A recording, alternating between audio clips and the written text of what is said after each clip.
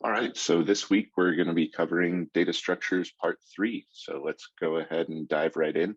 And again, like in past weeks, if you could post any questions you have into the chat, that would be great. Then I can address them at the end of each slide. Cool. All right, so it's just a quick recap of what data structures are. A data structure is essentially a means for storing and organizing a collection of data values. They're generally composed of primitive data types, such as strings, booleans, and numeric data types, but they can include other data structures nested within them. This often depends on the data structure itself. Like, for example, sets don't allow the nesting of certain other data structures because they have to be hashable in order to be stored in a set. But other data structures like a dictionary definitely lets another dictionary or a list be nested within it. Each data structure has their own set of methods or a defined action that can be performed on the data structure. Methods are called on a data structure using the dot notation. So what we see here is if we had a data structure stored in a variable called data underscore structure, we had a method named method that we wanted to call on that, we would use the dot here. We do data structure dot method name and then the parentheses after. And if that method accepts a parameter, the parameter would go within those parentheses. And there are a bunch of different types of data structures, each with their own relative benefits and use cases. So there's sets and tuples. We've talked about sets and arrays. We're going to talk about lists today.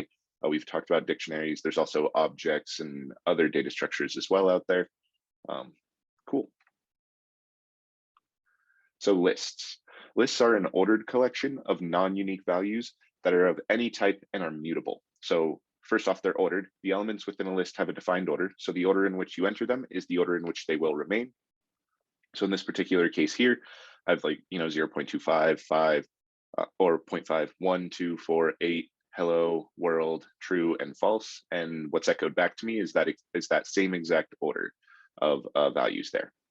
They're non-unique. So unlike a set, you can have multiple of the same value in a list. So here I have 1, 1, 2, 2s, 3, 3s, 4, 4s, and then multiple hellos, multiple trues, and multiple falses. And those are still maintained in the list that's echoed back to me from the Python console here.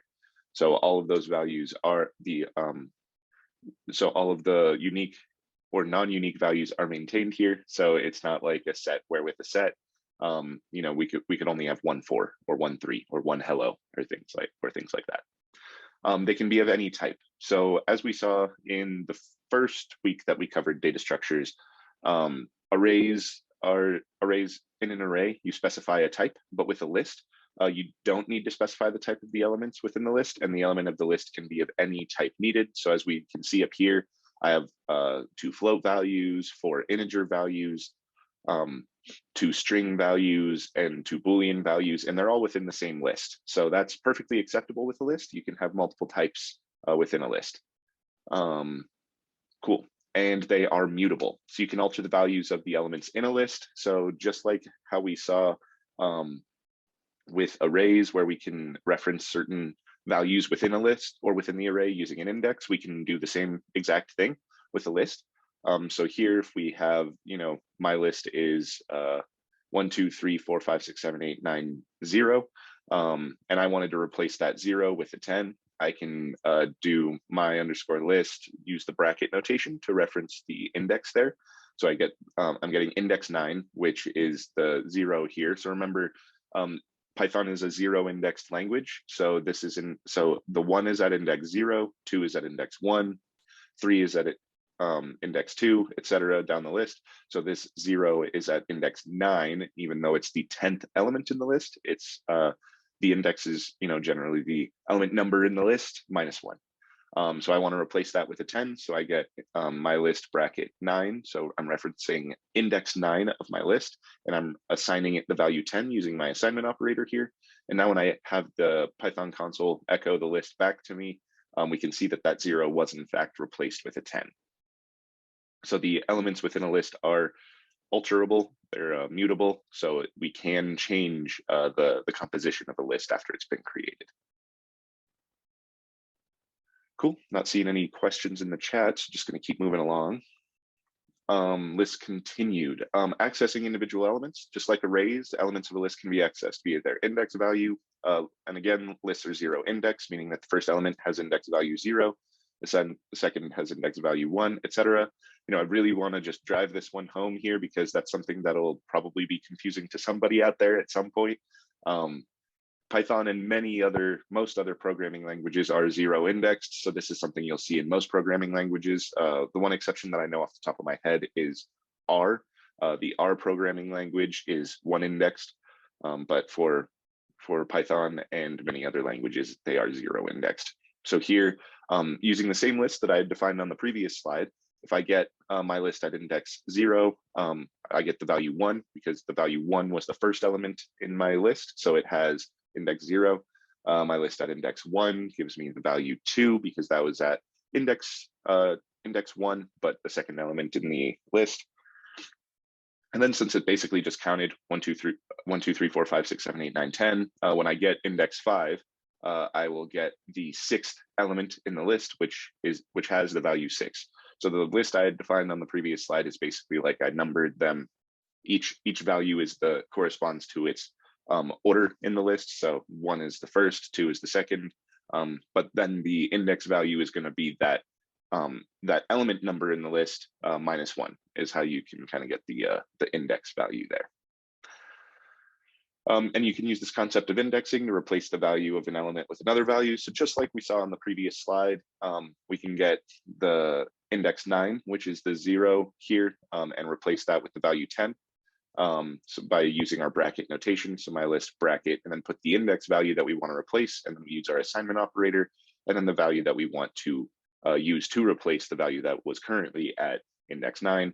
And now that actually replaces the index, or the value at index 9, which was 0. Now it's a 10.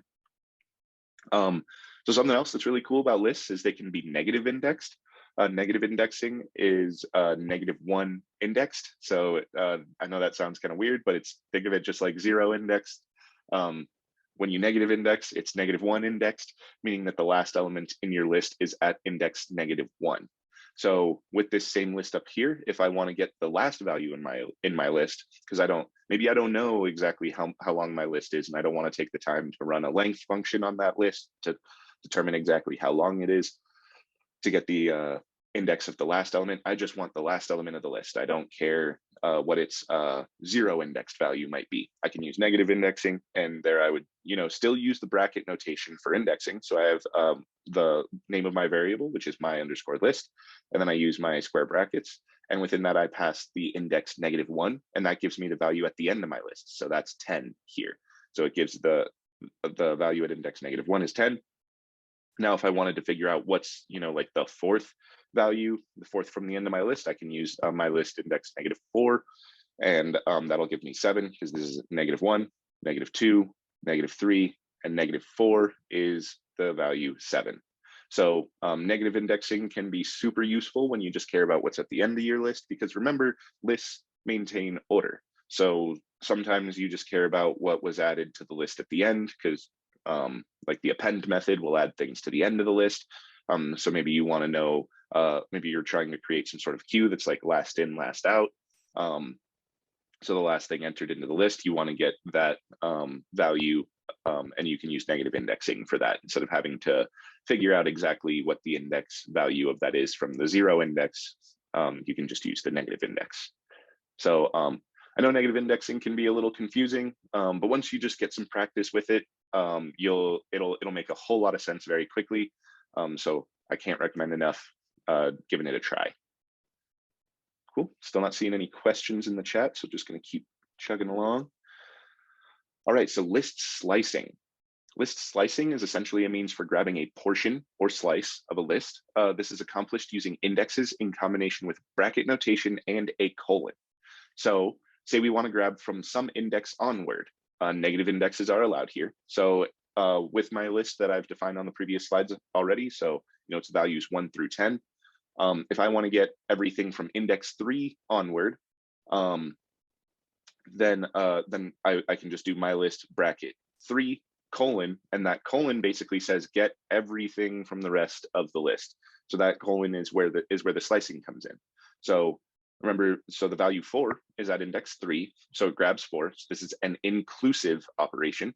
So we get index 4, and then I just said colon, and I didn't put a value after my colon, so that means get the rest of the list. So this is everything from index 3 onward in my list. And again, negative indexes are allowed here. So if I wanted just the last 3 elements of my list, I can do my list and then my bracket notation -3 and then colon. So everything from index -3 onward. So that gives me 8, 9, and 10, the last 3 elements of my list. We can also do from some index to another, but something to consider here, and this is very important, and it will get all of you at some point or another, I can almost guarantee it, is that the first index is inclusive, the second index is exclusive. So what I mean by that is is that basically, so here, let's just look at the example, my list. I want everything from my list index 3 to 5. So remember, the value at index 5 we know is 6 because of the way that I set up this list. Everything at a particular index is basically that index value +1, or the value of it -1. The value of that element -1 is its index value. So in this particular case, I'm getting my list from index 3 colon index 5. So I want everything from index 3 to 5, but the 5 is exclusive. So we're not getting the value that's at index 5. We're just basically getting the value at index 3 and 4 here. And so we get 4 and 5 returned. So the index 3, this part is inclusive.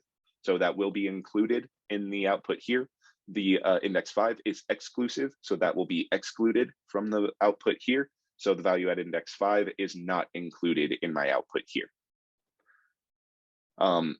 A helpful way to think about this is that you're basically taking your first index or your second index minus your first index. And this doesn't work when you start doing negative indexing, but if you're using positive indexing here or 0 indexing here, you can do 5 minus 3, that gives you 2. So this is going to return 2 values. That's one way you can kind of think of it to always recognize that you're going to get that, the last one might be exclusive. You can use negative indexing here, and so what I just said wouldn't count for negative indexing. But again, it's still exclusive with negative indexing. So we know that the value at index -1 of our list is 10, right? Because we saw that on the previous slide.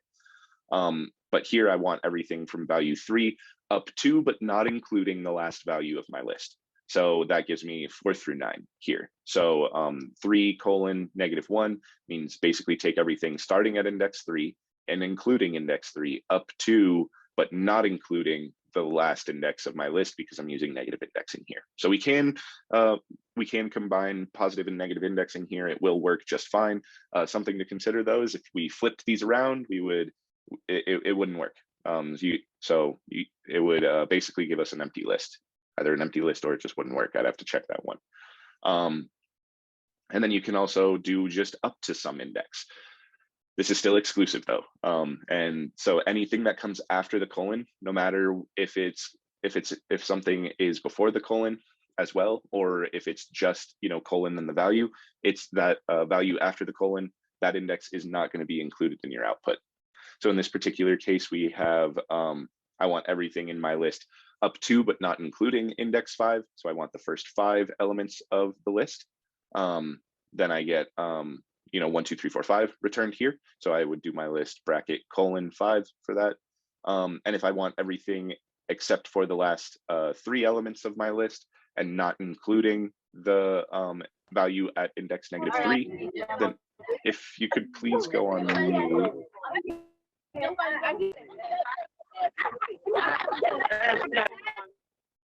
Sorry about that. Yeah, if you could please just stay on mute, and if you have any questions, post them in the chat. That would be great.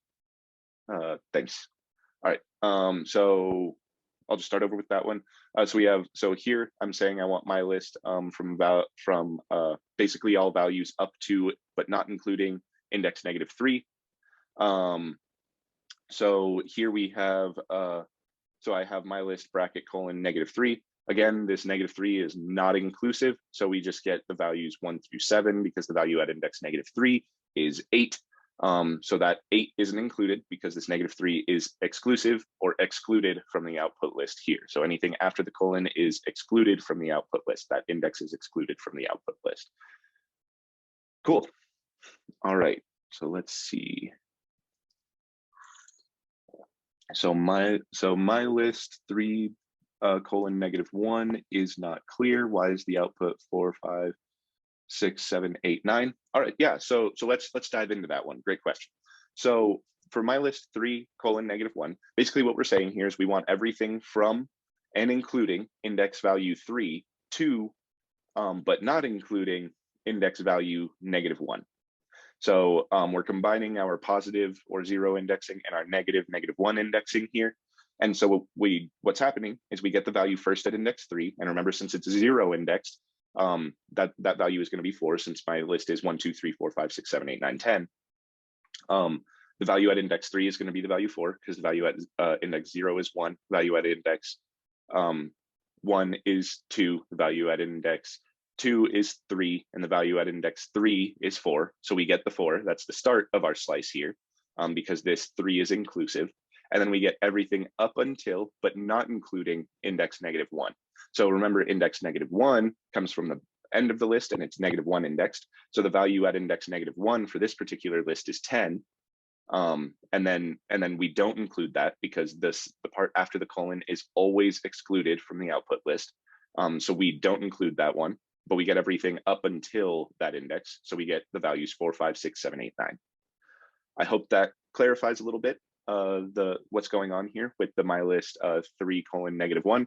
It's just a combination of the 0 indexing and -1 indexing that's supported in Python. And again, the first one before the colon is always included. The one after the colon is always excluded. And awesome, glad to hear that clarified things. And thank you so much for the question. Yeah, if you have any questions, please post them in the chat. I find that typically if one person has the question, multiple people have that question. And we actually see this a lot in like the YouTube video, when people post questions to the YouTube video, or we get questions to us as, you know, the teacher and the teaching assistants for the class. We'll get the same question from multiple people, and then we're, you know, having to answer to multiple people in different contexts. But if you just have that question now, please ask it now. Chances are somebody else has the same exact question. It'll save us some time on having to respond to multiple people after the course. And yeah, no such thing as a stupid question here. So please ask the questions. All right, looks like another question came in. All right, so in my list bracket :5, so we're talking about this one down here. I'm just going to start talking about it. I imagine there's a second part to this question here, but I'm just going to start talking about it. Why does the output not start at 0? So that's a great question. So that's actually just because of the list that I defined initially. So it might help to go back to the list that I had initially defined. So this is the list that we're working with right here. We have the values 1, 2, 3, 4, 5, 6, 7, 8, 9, 10. So this list just doesn't contain the value 0. It doesn't start with the value 0. So that's why the output here doesn't include the value 0, because the list doesn't include the value 0. But yeah, great question there. That's the only reason why. If we had numbered our list, or if we had created our list with the values corresponding to their index, then you would be absolutely right. It would include the value 0. So cool. Yeah, glad that helps clarify things a little bit. Awesome. Not seeing any other questions, so just going to keep moving along. All right, list methods. Most array methods also apply to lists. So see the slides from was it last week or was it the week before? Yeah, I think it was last week, was array methods. So most array methods also apply to lists. You can see the slides from last week. And now I'm just going to go on with other methods that weren't in the previous slide. So just think of all the methods that we talked about last week, like where we had append, pop, insert, index, all those things. Those methods will also work on lists. And then some other methods that we didn't talk about on arrays, or maybe don't apply to arrays but do apply to lists, are count. So count accepts a parameter. So that's what this val stands for here, is the parameter that you would pass into the count method. So that counts the number of elements with the passed value. So in this particular case, I have a list with 3 1s and 4 2s. And then I call the count method on that list using dot notation. So the list dot count, and then in the parentheses here, I pass the value 2. So I want to know the count of like how many elements in this list have the value 2. Well, we can see right here, 1, 2, 3, 4, and it returns 4. So that's how the count method will work. It counts the instances of the element that you're passing as the parameter.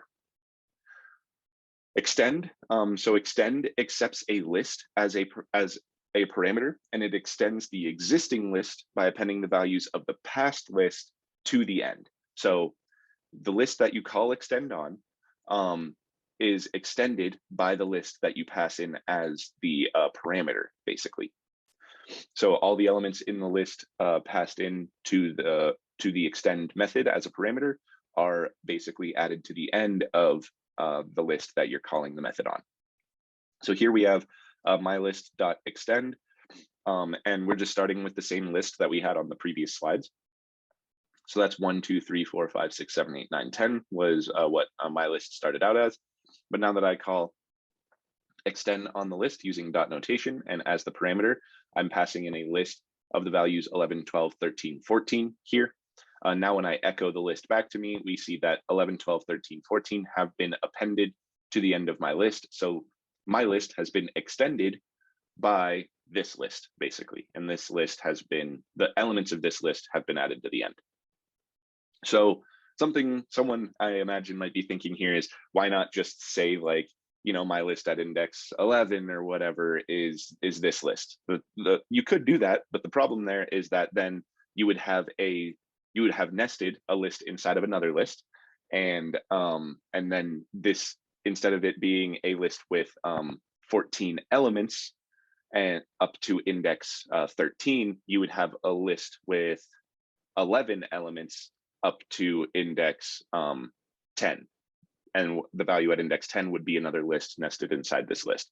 So extend, if you want to add all of these elements into the list, but without adding the list as a nested list inside of the other list, you'd use extend instead of like append or something like that. All right, so reverse doesn't accept any parameters. So you just leave the parentheses empty here, and it reverses the elements of the list just like it sounds like it would. So if we take my list and we call the dot reverse method on it, so my list dot reverse with our parentheses after, now my list is backwards. So the element that was at index -1 is now at index 0, and so on down the list. So now it's taken this list and flipped it around. What you'll notice here is that this happened in place. So what in place means is that like it actually altered the list itself that I called the method on.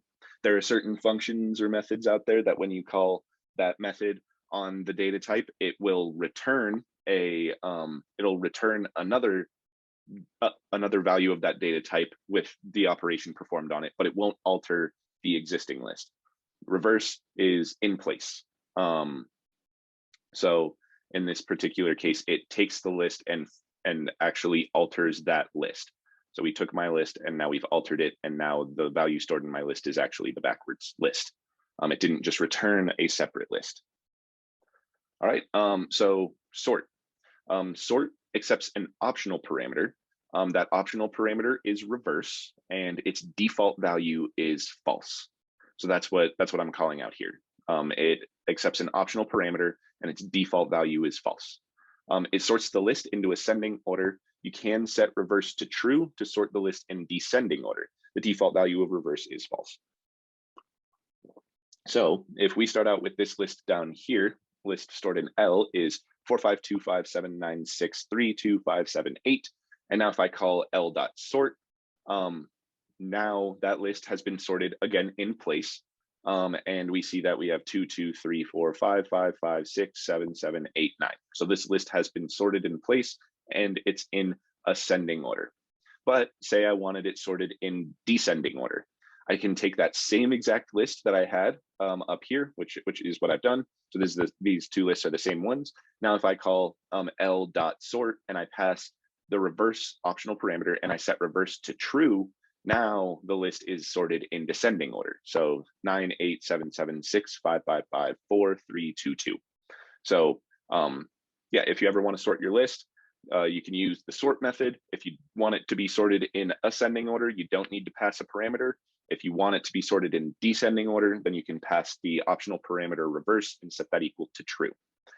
Something you'll see here is like that I used a keyword argument here. So this means I actually called out what the parameter's name is, and then I set it equal to a value.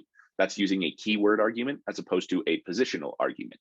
Up here, I'm using a positional argument, so I didn't call out what the name of this parameter is. I just put in this parameter, and we're good to go. So it's just two different ways that we can add parameters into a list. Oftentimes when you have optional parameters, it helps to do keyword arguments, just because, you know, someone has experience with sort in the past and they didn't realize it takes an optional parameter, and they're like, what does that parameter do? Then if you put the keyword argument there, then it's pretty obvious to the person reading your code, oh, that argument is reverse. They set the value to true, and that reversed the sort operation, so it made it descending. So that's all that's happening here with the reverse equals true. All right, so some questions. What happens to the index values when one reverses the list? Great question. So the index values still apply as they do in any normal list. It's just like, so let's just take the example. So in here we have my list. This is index 0, index 1, index 2, index 3, so on. And then this one's index -1, -2, -3. Now, when we do my list.reverse, now the value at index 0 is 14, value at index 1 is 13, and the value at index 2 is 12, the value at index -1 is 1, value at index -2 is 2, value at index -3 is 3. So it's not like it ports the index values over or anything. When you do the reverse, it actually like alters, it basically moves the elements within the list to different index values. So like looking at these two lists, they both still start out at index 0, and they both still end at index -1 or index 13. So now it's just different elements are at those indexes. So those indexes now hold different values. I hope that makes sense and clarifies that one a little bit. Can we use extend, reverse, and other methods in arrays? That's a great question. I'm not certain off the top of my head if we can use these methods on arrays. The thing is that oftentimes, and I shouldn't say oftentimes, every time, you can always use a list as a replacement for an array. The only time that you would want to use an array in place of a list is if you really care about enforcing what the data type is within that list or array. So, you know, if we want to make sure that the list or array always contains integers, then we can use an int, or then we can use an array, pass in the I argument as the first argument, and and the array will enforce that on its own without us having to write other logic to make sure that whatever's inserted into the array or into the list is a numeric value. But I'm really not sure about these methods here, if we can use those on an array. Highly recommend looking into the array documentation using the link that I had given in last week, at the end of the slides last week, and see if these exist, or just give it a try. Try creating an array, try applying the count, extend, or reverse methods on it. And the reason I'm not sure is because I almost never use arrays. I always just use lists, and I would put the other logic around like enforcing the data types of that list rather than using array, because that's just what I'm used to. All right, another question. Is there a method where we can add a list to an array? So with arrays, they must contain a specific data type, and I don't believe that arrays can store lists. They can store only primitive data types. But with lists, we can insert a list into another list, and we can do that with the append method. We could do that by just like adding another list at an index value. So lists can be nested within other lists. Hopefully that answers your question there. So sort reverse equals false and reverse equals true. Why?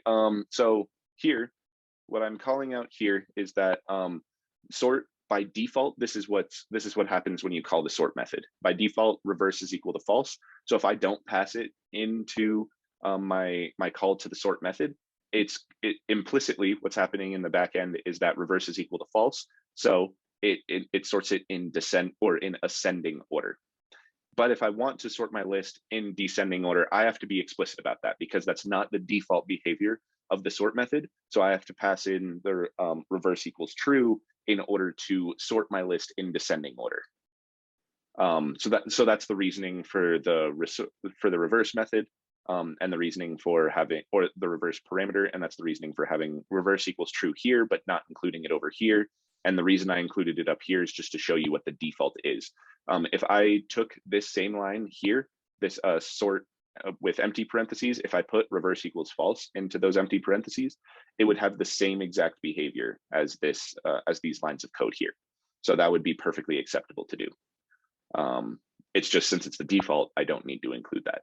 I hope that helps to answer that question. All right, another one. When the list is reversed, is the whole variable changed or the original value is stored? So the whole variable is changed. That's a great question. I think what you're asking about here is the in place aspect of this. Yes, so the my list variable has been physically, and put in quotes there because it's happening in your computer, but there's still some, something happening in the physical memory of your computer. It has been physically altered.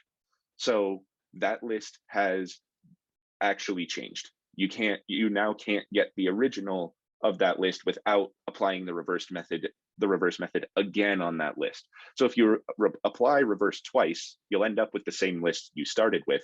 But if you apply reverse once, the original list is no longer equal to the new list, and the original list is now lost. It's not stored in memory anywhere. I hope that helps to answer that question.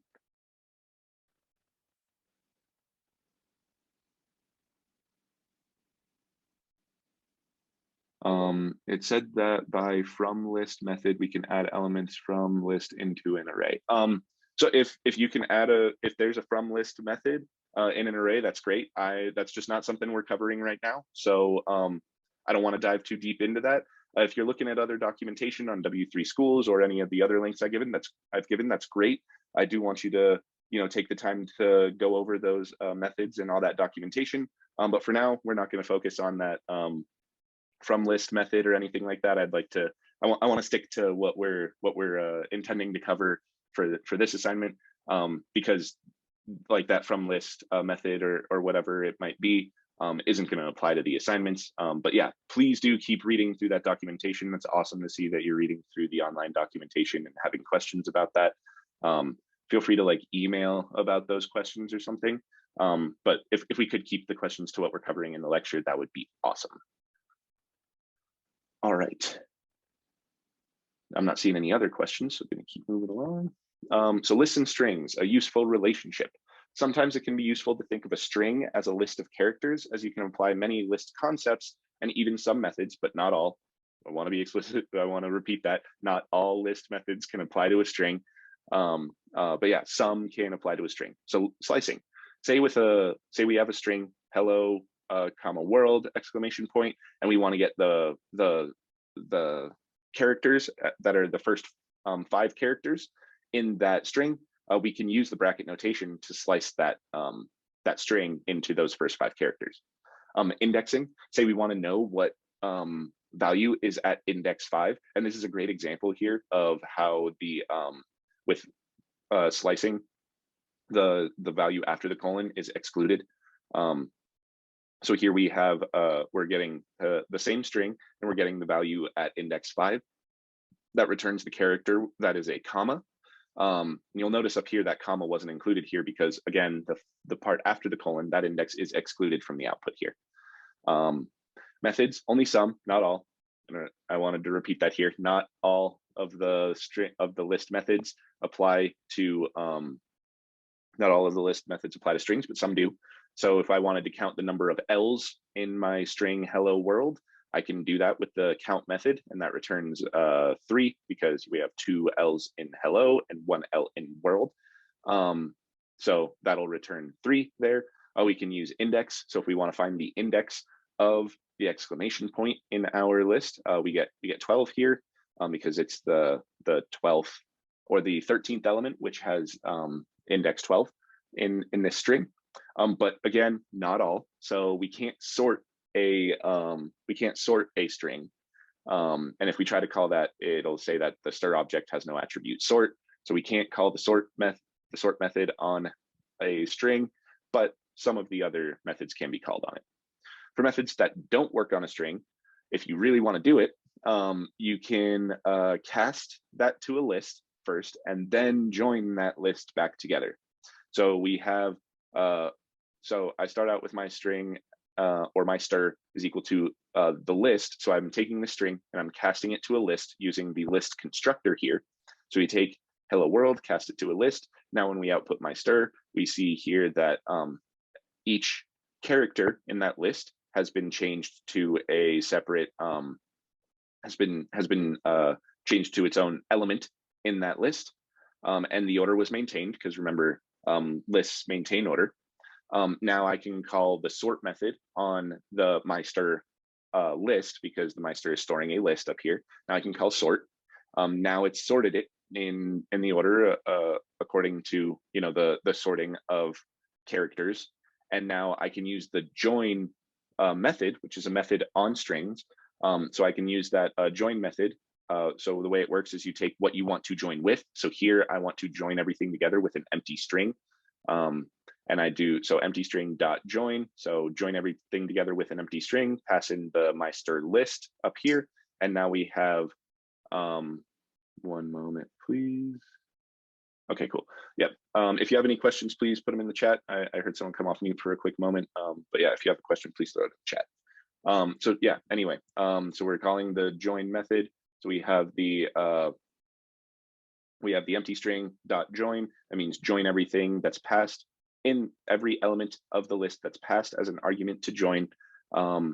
Join that using the empty string. And what we see here is now we have a string of space, exclamation point, comma, DEH, 3 L's, 2 O's, RW. So that's basically how we can apply the other list methods that don't work on strings natively. We can do that by first casting them to a list, applying the method, and then joining it back together using the join method. There's not going to be a lot of use cases for this. I just wanted to call out that you can do it if it's really important to you, if there's some method that you want to call on a string that's from lists, but it's not natively, it doesn't natively work on a string. This is a way you can do it. All right, let me check the chat. All right, not seeing any questions. I'm gonna keep moving along. All right, tuples. So tuples are an ordered collection of non-unique values that are of any type and are immutable. So ordered, the elements within a tuple have a defined order. So the order in which you enter them is the order in which they will remain. So here, 0.25, 0.5, 1, 2, 4, 8, hello, world, true, false. What's echoed back is that same exact order. They're non-unique. So unlike a set and more like a list, you can have multiple of the same value in a tuple. So we can have 1, 1, 2, 2s, 3, 3s, 4, 4s, 2 hellos, 2 trues, and 2 falses. Again, the order is going to be maintained here, but same with the non-unique values. So we can have repeats. Any type. Unlike an array, when creating a tuple, you do not need to specify the type of the elements within the tuple, and elements can be of different types. As we can see up here, we have floats, integers, strings, and Boolean values all in the same tuple, and that is perfectly acceptable. But they're immutable. So you cannot alter the contents of a tuple once it's set. So here I create my tuple and I try to replace the value 0 with the value 10 using indexing here, and I get a type error. And it says that the tuple object does not support item assignment. You can't reassign the elements of a tuple, basically. That's what it's calling out here. They are immutable. They can't be changed after it's defined. Yeah. Cool, not seeing any questions there. Hopefully everyone's getting a good grasp of what, ordered versus non-ordered, unique versus non-unique, the typing and the mutability of a data structure. Those are the most common things that are really different between these data structures, and then also how they store the data, like dictionaries do key value pairs where the rest of them are just like a collection. But yeah, cool. Keep moving along, not seeing any questions. So tuple indexing and slicing. So like lists, tuples can be indexed and sliced. So I can take, my tuple at index 9 and get 0, my tuple at index -2 and get the value 9, my tuple at from index 3 on 2, but not including index -3, and we get 4, 5, 6, 7. But again, just keep in mind that tuples are immutable. So unlike lists, you cannot modify the elements of a tuple. So even though I can index it and I can try and I can get the value 10 here or the value 0 here using index 9 and try to assign it the value 10, that's going to give me an error because tuple objects do not support item assignment. They are immutable. Cool. Not seeing any questions in the chat, so just going to keep moving along. But if you have any, please throw them in the chat. Again, if you have a question, chances are somebody else has that same question. Cool. Tuple methods. Index. So index, just like on a list, you can use the index method. It returns the index of the first element of the tuple that matches the value passed. So I created this tuple here, 1, 2, 2, 3, 3, 3, 4, 4, 4, hello, hello, true, false, true, false. And I want to know the index of the value 4. So I take my tuple.index and I pass in the value 4 as my parameter, and it returns the index 6. So that's the first occurrence of the 4 here. So, index 0, 1, 2, 3, 4, 5, 6. That returns the index of the first 4 in my tuple. It ignores the remaining 4s in my tuple. So that's something to call out there. That's somewhat of a limitation with the index method, is that it only looks at the first value that matches the value. Count accepts a parameter, and it returns the number of instances of the value passed within the tuple. So my tuple.count5, it returns 0 because this tuple does not contain the value 5. So it just returns 0 because there are not any 5s in there.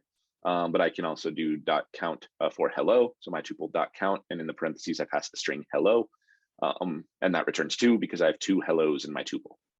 So you can use the count one, but because tuples are immutable, many of the methods that lists and even sets have aren't possible on a tuple. You can't add elements, you can't remove elements, and you can't update the value of elements of a tuple. So they are even more immutable than a set. So like sets, you can't change the value of an individual element. With a tuple, you can't even like add elements or remove elements, whereas with a set, you can add and remove elements, but you can't change the individual element value.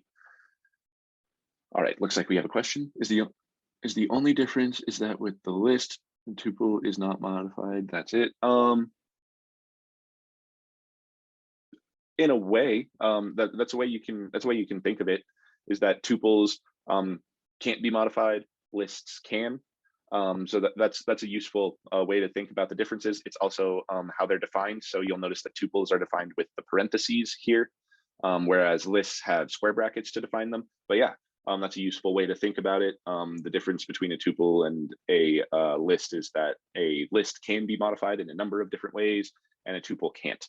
There may be other differences that I'm not thinking of off the top of my head right now, but I think you're spot on there. That's the most useful way to think about the difference between a tuple and a list, is that lists are mutable, tuples are immutable. Cool. Not seeing any other questions. So additional resources. We've got information on the lists from W3 Schools. We've got list exercises from W3 Schools, information on tuples and tuple exercises, all from W3 Schools. If you're confused about anything here, I'm going to be uploading this. So first off, ask a question now if you have it, throw it in the chat, or ask it on the YouTube video, and I'll get around to answering the question on the YouTube video once I upload it. If you're struggling, rewatch the lectures that I posted to YouTube. I think that'll help a lot, just like hearing it again, seeing it again, and go through all of these resources in depth. Check out every page in these resources and do every exercise in these resources. And if you are still confused about something, please don't hesitate to reach out to myself, Raj, Gaurav, and Zach. So, but when you reach out to us, if you could please just be specific about what you're confused on, that'll help us a lot. Because if you're just like, hey, I'm struggling, we don't know exactly what you're struggling with, and we don't and that makes it hard to give you help with what you're struggling with, because we just need to know what you're struggling with, and we're happy to answer any of those questions. Otherwise, it's like, we've covered a ton of information so far, so you could be confused about a plethora of different things, but we don't know what those are. And at that point, all we can say is like, well, check out the resources again and let us know what questions you have, and then we can clarify those things there. So yeah, if you're struggling at all and you have questions, please ask us those questions. But it's hard for us to help if we don't know what those questions are. All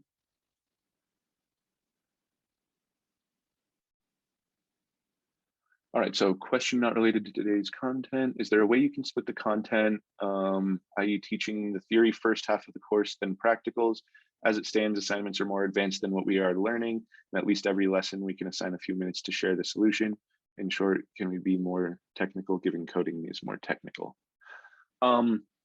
So first, to the first point about the assignments being more advanced than what we're learning, I'd have to disagree with that statement, because the assignments, everything, I've taken very special care with the assignments here to make sure that you can complete the assignments with what we've covered in the course so far, just looking at the resources, reading the book, and going over the lecture.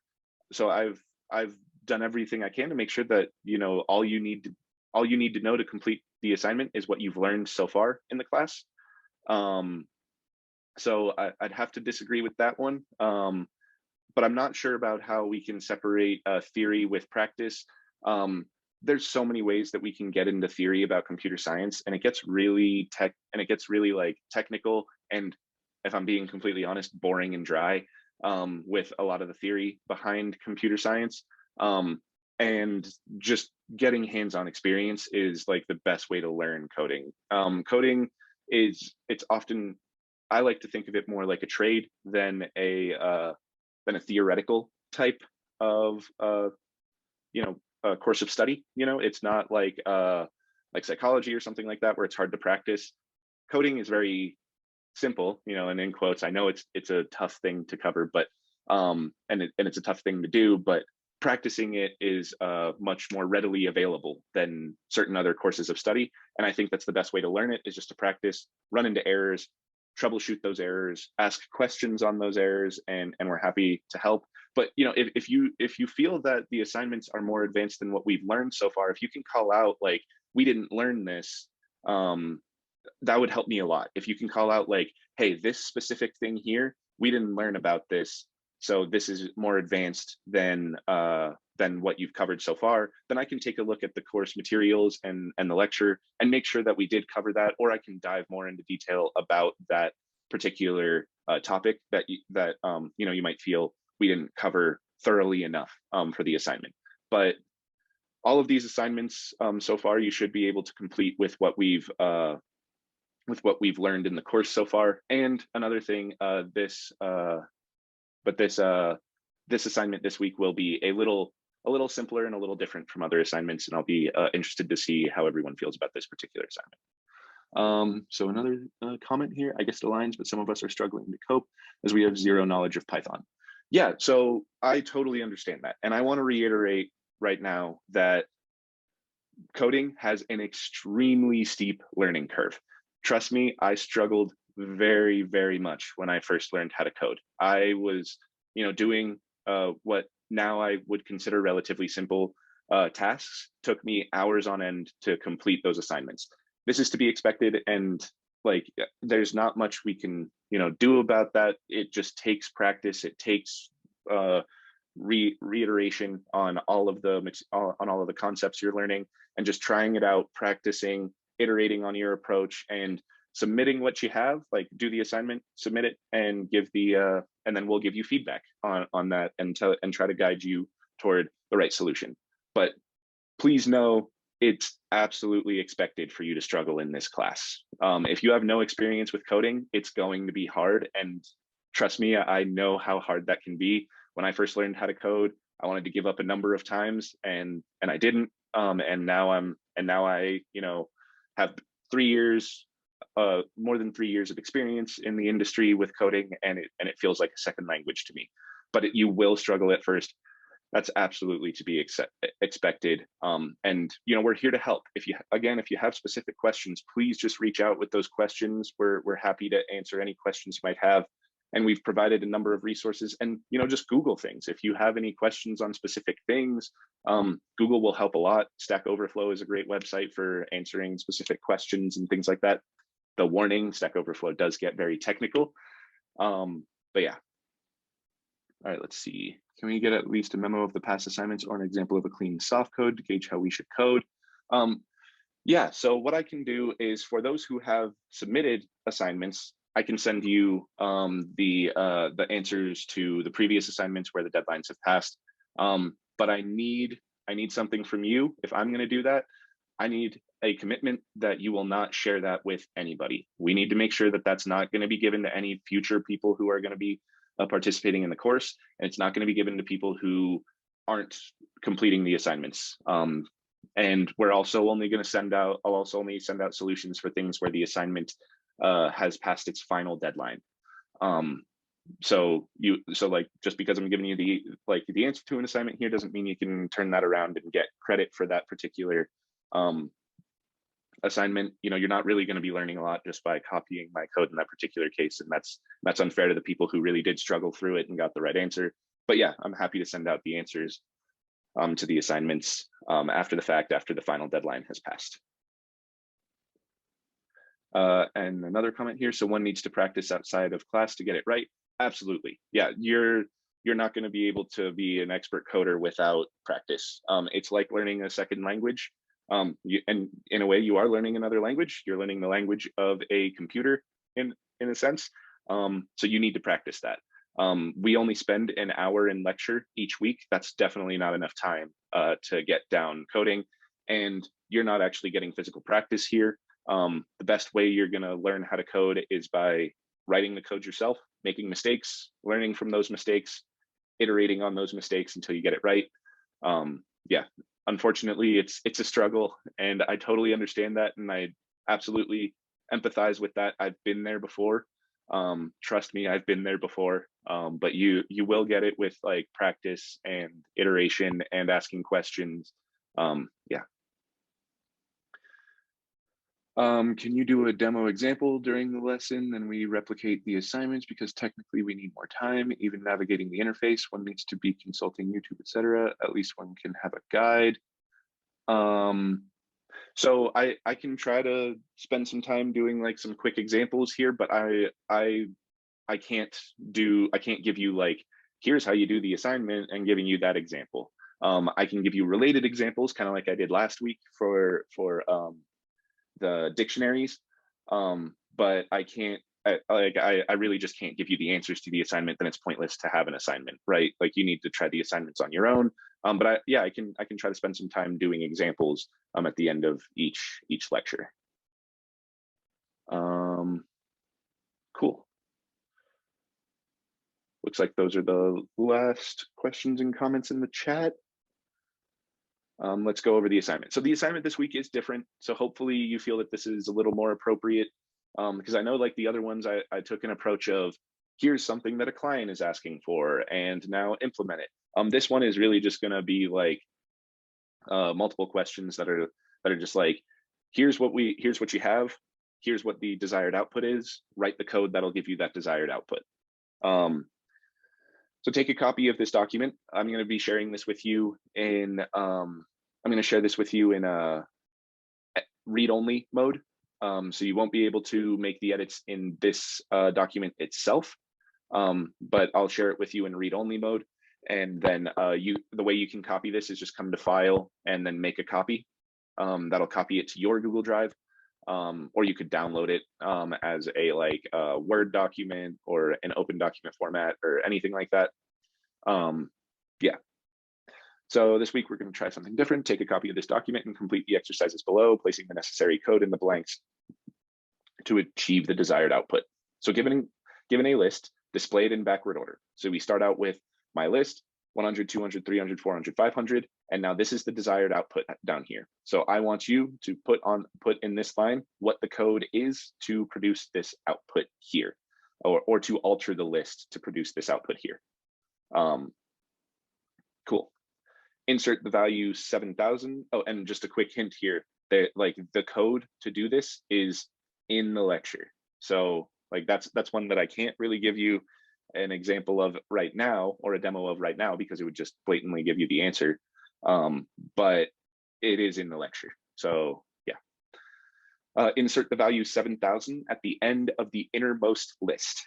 So we have some list nesting here. So we have 10, 20, and then the third element in the list is this other nested list. And that nested list has 300, 400, and then nested in there is 500, 600, and then another 500 there, and then 30, 40. So what we want here is we want you to figure out how to insert the value 7,000 to this innermost list here. So little hint here, you're going to need to use some indexing and then a particular method that was from arrays will be my hint there. And I can go over as a quick demo. Let me pull up PyCharm.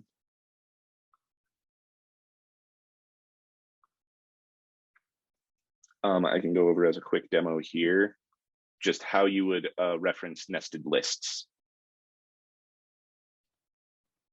Python console. Let me just restart this. Okay, so if we have a list L, set it equal to 1, 2, 3, and then nested in there. Oops, I need a comma. And then we have 4, let's do 40, 50. And then let's nest another list in there, 600, 700. And now let's just do like 880 here, and then 90 here. Okay, so now we have L. This is our list there, and this has some list nesting.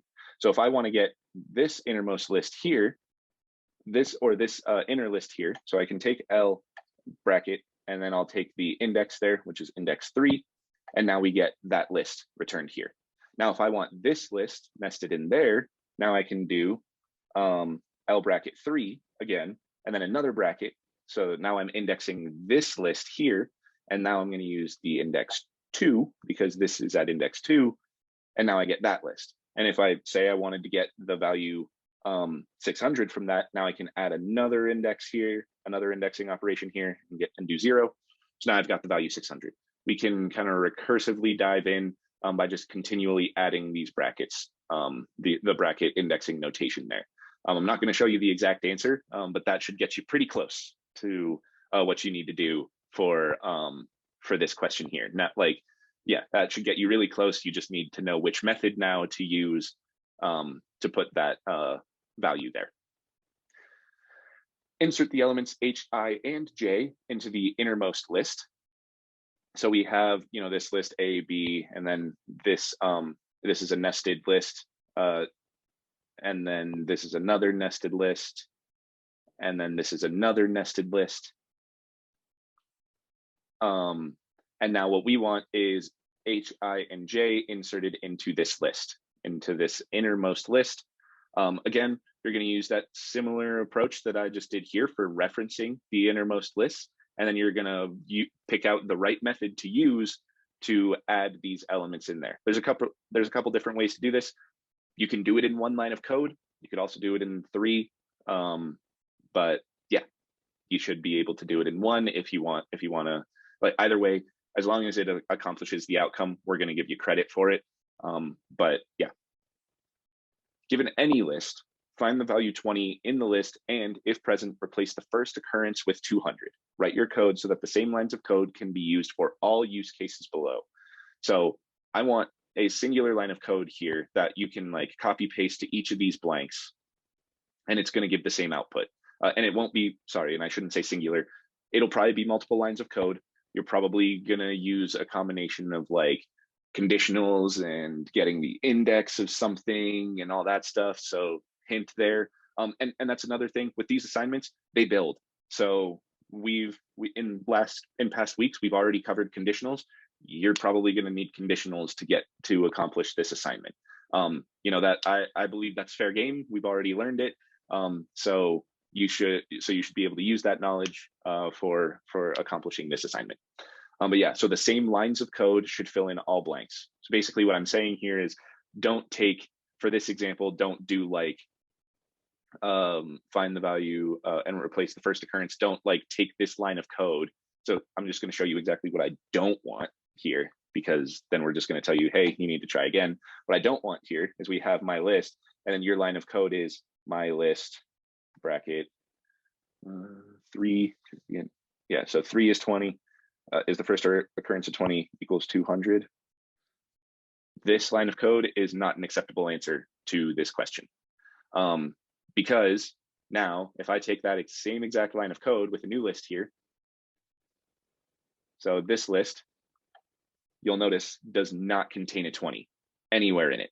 But if I run that same line of code above, now I've replaced my value 21 with 200, which is not what I expect, which is not what I want.